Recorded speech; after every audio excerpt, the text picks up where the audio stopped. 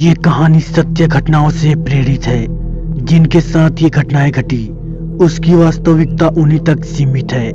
भूत प्रेतों और अपसामान्य विषयों होने पर चैनल कोई दावा नहीं करता और न ही प्रोत्साहन करता है। अनहोनी नाइट यूट्यूब चैनल में आपका स्वागत है। इस चैनल पर आपको देखने को मिलती है डरावनी और सच्ची भूतिया घटनाएं। तो अगर आपको इसी तरह के वीडियोस देखना पसंद है तो हमारे यूट्यूब चैनल को जरूर सब्सक्राइब कर लें। तो चलिए बढ़ते हैं आज की कहानी की ओर। मुकुंद जब छोटा था तब वो अपने माता पिता के साथ गांव में रहता था। उसकी उम्र लगभग 4 से 5 साल तक होगी।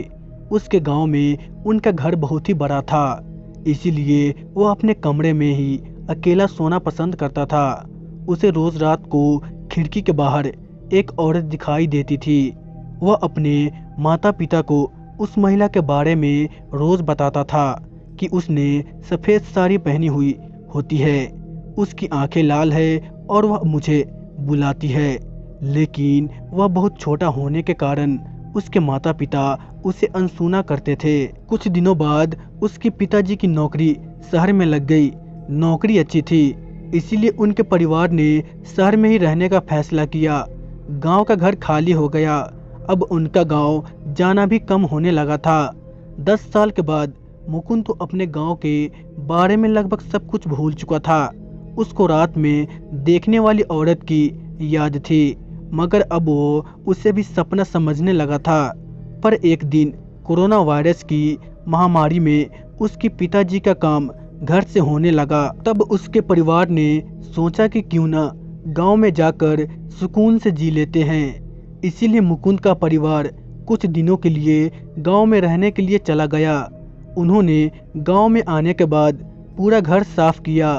मुकुंद ने भी अपना कमरा साफ किया और वहां पे रहने लगा। 2 दिन बाद अचानक एक रात को मुकुंद की नींद खुली। उसने खिड़की से बाहर देखा तो उसे वही औरत नजर आई जिसे वह बचपन में देखती थी।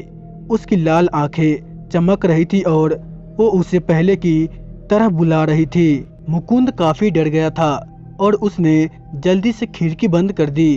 अगले दिन सुबह उसने अपने माता पिता को सब कुछ बताकर विश्वास दिलाया कि बचपन का सपना कोई सपना नहीं था। उसी दिन शाम तक उसका परिवार शहर वापस चला गया और अपना गांव का घर भी बेच दिया। तो दोस्तों, ये थी आज की कहानी।